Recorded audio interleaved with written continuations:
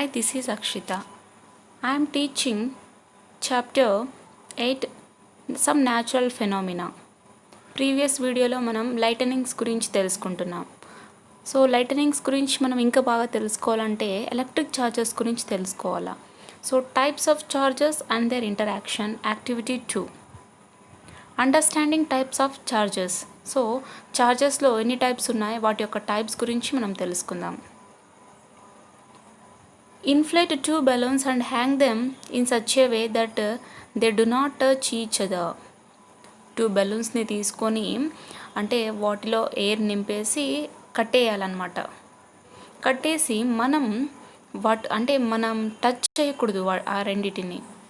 Rub both the balloons with a woollen cloth and release them. ఒక woollen క్లాత్తో బెలూన్స్ని బాగా rub చేసి వదిలేసేయాలన్నమాట. 2 బెలూన్స్ని rub చేయాలి. Make sure that your hand doesn't touch the balloon while rubbing with woolen cloth. బెలూన్ని woolen క్లాత్తో rub చేస్తున్నప్పుడు మీ hand అనేది బెలూన్కు టచ్ చేయకుండా జాగ్రత్త తీసుకోవాలి. What do you observe? So బెలూన్స్ని ఉలెన్ క్లాత్తో మనం రబ్ చేసి వదిలేశాక మనం ఏం గమనిస్తామంటే అవి రెండు అట్రాక్ట్ అవ్వచ్చు లేదా స్టేషనరీగా ఉండొచ్చు. సో అట్రాక్ట్ అవుతాయో స్టేషనరీగా ఉంటాయో చూద్దాం.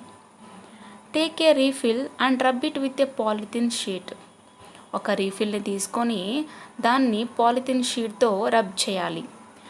Keep it gently in a plastic tumbler. ఒక ప్లాస్టిక్ టంబ్లర్లో ఆ రీఫిల్ని రబ్ చేసినటువంటి పాలిథిన్ షీట్తో రబ్ చేసినటువంటి రీఫిల్ని ప్లాస్టిక్ టంబ్లర్లో పెట్టాలి. Take another refill and also rub it with a polythene sheet.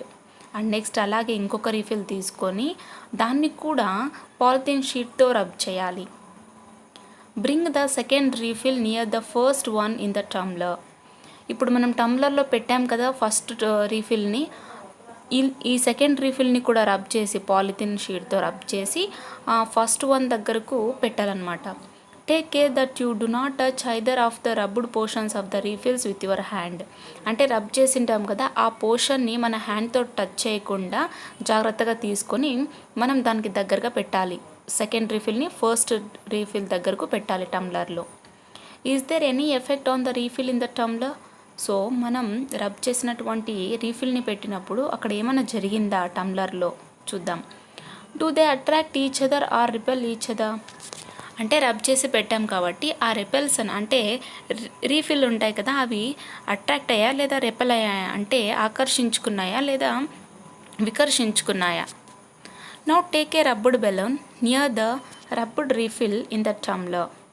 ఇప్పుడు ఒక బెలూన్ తీసుకొని రబ్ చేసినటువంటి బెలూన్ తీసుకొని రబ్ చేసినటువంటి రీఫిల్ ఉంటుంది కదా టంబ్లర్లో పెట్టాం దాన్ని దగ్గరికి పెట్టాలి. And check the action.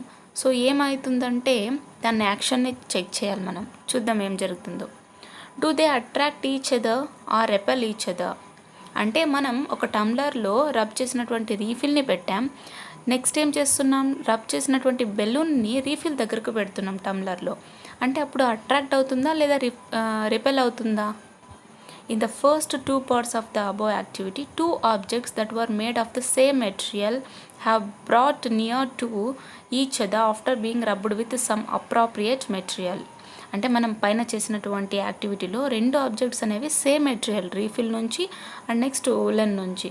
So ఇవి 2 దగ్గరగా పెట్టినప్పుడు రబ్ చేసి సో ఏమనేది వస్తుందంటే వెయిట్.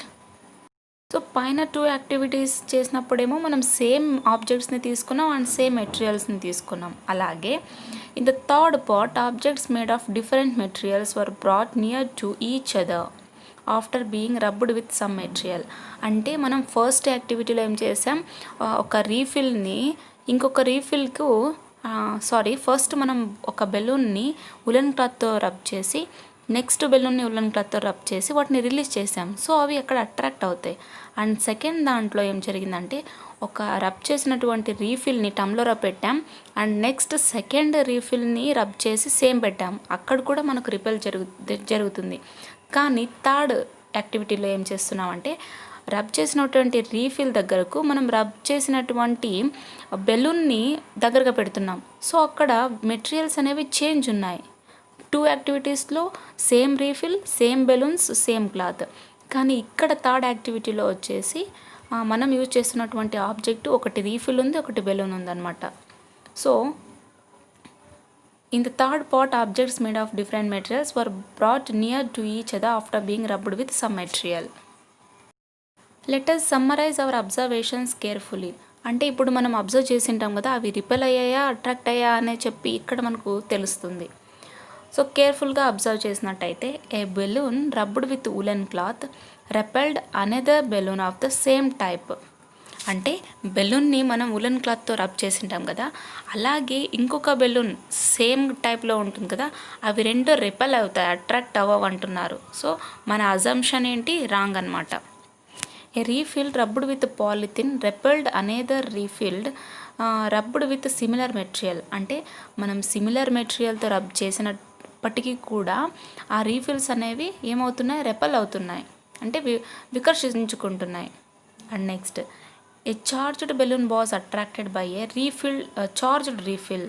అంటే ఇక్కడ మనం టూ ఆబ్జెక్ట్స్, టూ మెటీరియల్స్ అనేవి డిఫరెంట్ చార్జ్ చేసినటువంటి, అంటే రబ్ చేసాం కదా, రబ్ చేసినప్పుడు అక్కడ చార్జ్ అనేది ప్రొడ్యూస్ అవుతుంది. ఆ చార్జ్ చేసినటువంటి బెలూన్ చార్జ్ చేసినటువంటి రీఫిల్కు అట్రాక్ట్ అవుతున్నది.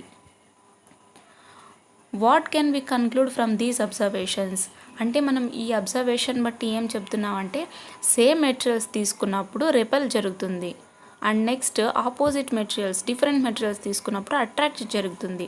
అలాగే మనకు తెలుసు చార్జెస్లో అంటే మనం సపోజ్ టార్చ్లో మనం ప్లస్ మైనస్ ప్లస్ ఇలా డిఫరెంట్గా వేస్తూ ఉంటాం. ఒకవేళ మనం both sides plus and next plus వేసినట్టయితే టార్చ్ అనేది వెలగదు. అంటే ఇక్కడ చార్జెస్ ఎలా ఉండాలంటే ఆపోజిట్గా ఉండాలి.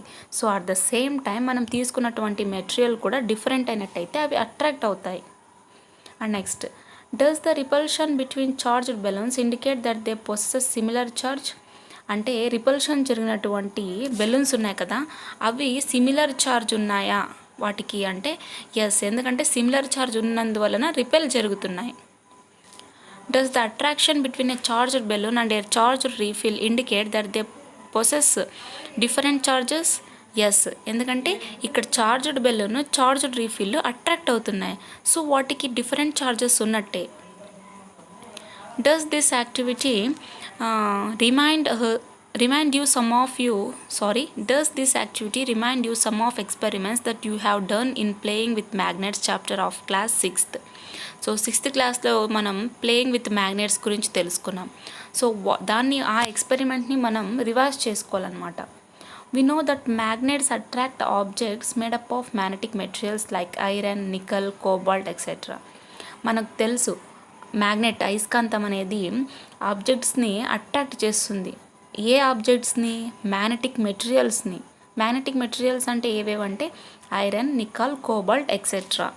సో ఈ మ్యాగ్నెటిక్ మెటీరియల్స్ని మ్యాగ్నెట్ అనేది అట్రాక్ట్ చేసుకుంటుంది. మనం ప్లేయింగ్ విత్ మ్యాగ్నెట్స్ అనే చాప్టర్లో 6th క్లాస్లో ఆల్రెడీ చదివేసి ఉంటాం. So we know the about idea of magnets. We also know that unlike poles of magnets like north south or south north attract each other, and like poles north south repel each other. అంటే మనకు తెలుసు మ్యాగ్నెట్స్లో opposite poles ఉంటాయి. అంటే unlike poles, ఒకటి north ఒకటి south ఉంటే and next లేదా సౌత్ ఒకటి నార్త్ ఉంటే అట్రాక్ట్ అవుతాయి. కానీ సేమ్ పోల్స్ ఉంటాయి, లైక్ పోల్స్ ఉన్నట్టయితే నార్త్ సౌత్ అన్నట్టయితే అవి రెపెల్ అవుతాయని మనకు తెలుసు. Can we say that something similar is happening in above activities. అంటే మనం ఇక్కడ చూసినటువంటి యాక్టివిటీ మనం పైన చెప్పుకున్నాం కదా, balloon, charged balloon rubbed with refill అంటే చెప్పుకున్నాం కదా. ఇప్పుడు మనం ఒక చార్జ్ బెలూన్ని చార్జ్డ్ రీఫిల్ దగ్గరకు పెట్టినట్టయితే అవి రెండు అట్రాక్ట్ అవుతున్నాయి. అలాగే మనం మ్యాగ్నెట్స్లో చెప్పుకున్నాం కదా, అన్లైక్ పోల్స్ అట్రాక్ట్ అవుతాయని. సో ఆ యాక్టివిటీ దీనికి సిమిలరా అంటే yes, similar. Does it indicate that the charge on the balloons is of a different kind from the charge on the refill? అంటే దీన్ని బట్టి బెలూన్ మీద ఉన్నటువంటి ఛార్జ్ అండ్ నెక్స్ట్ రీఫిల్ మీద ఉన్నటువంటి ఛార్జ్ డిఫరెంట్ అని చెప్తున్నారు. Yes. Can we say that there exist 2 kinds of charges. అంటే దీన్ని బట్టి మనకి ఏం తెలిసింది, చార్జెస్ అనేవి 2 types ఉంటాయి. Can we also say that the charges of the same kind repel each other while the charges of different kinds attract each other? అలాగే మనకు తెలుసు చార్జెస్ అనేవి 2 టైప్స్ ఉన్నాయి. ఈ చార్జెస్ ఏమంటే సేమ్ ఉన్నప్పుడు రెపెల్ అవుతాయి and next different kinds of charges ఉన్నప్పుడు అట్రాక్ట్ అవుతాయి. Is it? Yes. It is a convention to call the charge acquired by a glass rod when it is rubbed with a silk cloth positive and the charge acquired by the silk cloth is negative. అంటే ఇక్కడ ఏం చెప్తున్నారంటే మనం ఒక glass rod అనేది silk క్లాత్తో rub చేసినట్టయితే అక్కడ మనకు పాజిటివ్ వస్తుంది. And the charge acquired by the silk cloth అంటే సిల్క్ క్లాత్ నుండి వచ్చినటువంటి చార్జ్ నెగిటివ్ అవుతుంది. It is the convention to call the charge acquired by a glass rod when it is rubbed with silk cloth positive. అదే చెప్తున్నారు కదా.